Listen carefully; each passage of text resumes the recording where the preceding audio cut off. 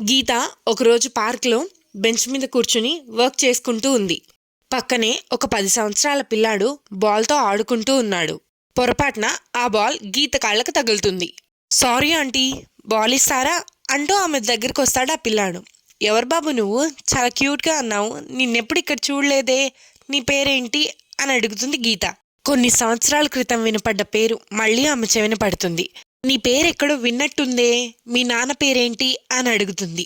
ఆ పిల్లాడు తండ్రి పేరు చెప్తూనే అదిగో మా నాన్న అంటూ దూరంగా ఫోన్ మాట్లాడుతున్న వ్యక్తిని చూపిస్తాడు.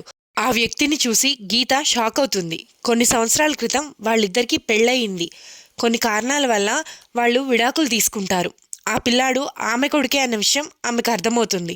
ఆ పిల్లాడు ఆమెతో మాట్లాడడం చూసిన వ్యక్తి ఆ పిల్లాడిని విసురుగా అక్కడి నుంచి తీసుకువెళ్ళిపోతాడు. పిల్లాడికి ఏమీ అర్థం కాదు. వెనక్కి తిరిగి చూస్తూ ఉండిపోతాడు. గీత కూడా వాళ్ళిద్దరినీ అలా చూస్తూ ఉండిపోతుంది.